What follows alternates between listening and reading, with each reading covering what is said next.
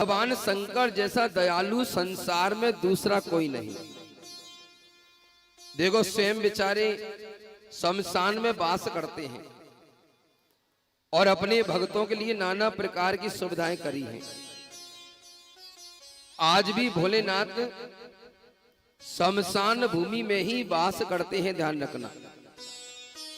और इसलिए शमशान को दुनिया में सबसे पवित्र माना जाता है। मंदिर से भी ज्यादा पवित्र शमशान को माना गया है। ये शास्त्रों में भी लिखा हुआ है, क्योंकि शमशान भूमि वो भूमि है जहां संसार का कोई भी प्राणी क्यों नहीं हो, चाहे पापी से पापी हो, चाहे धर्मात्मा हो, वो शमशान भूमि में जाने के बाद भगवान शिव को अति प्रिय हो जाता है। बड़े ध्यान से सुनना। और इसलिए भोले बाबा को सबसे ज्यादा प्रिय है भस्म। भोले बाबा अपने शरीर पर भस्म क्यों लगाते हैं? एक बार पार्वती मैया ने भोलेनाथ से कही, प्रभु अरे सारी दुनिया जल से स्नान करती है और आप स्वयं जटा में अपनी गंगा को धारण करते हैं, और फिर भी सुबह सुबह सबसे पहले भस्म का स्नान करते हैं। देखो भोले बाबा, मुझे तो ये बात अच्छी नहीं लगती।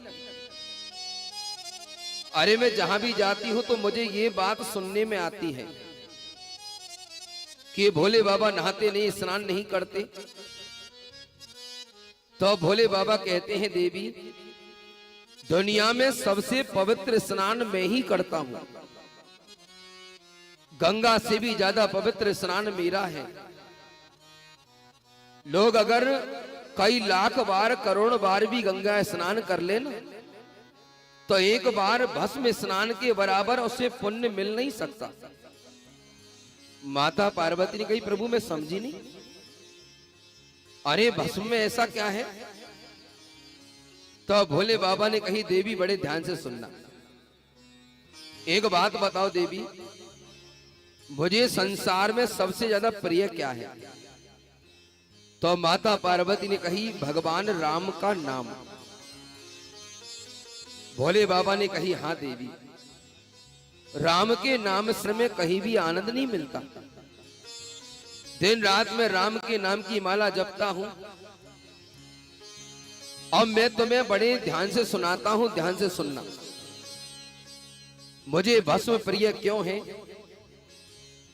जब संसार में कोई व्यक्ति मर जाता है, चाहे वो पापी हो, चाहे वो पुण्य आत्मा हो, जब मर जाता है और उसकी जब अंतिम यात्रा निकलती है ना, तो लोग उसकी यात्रा के साथ मेरे प्रभु राम का नाम लेते हैं। और जब राम का नाम लिया जाता है ना, तो मैं बड़ा ही प्रसन्न हो जाता हूं। और मैं ये सोच सोचकर बड़ा प्रसन्न होता हूं, देखो तो सही, और इस व्यक्ति ने जीवन भर चाहे पाप किए चाहे पुण्य किए, लेकिन मरते समय ये बहुत बड़ा काम करके जा रहा है।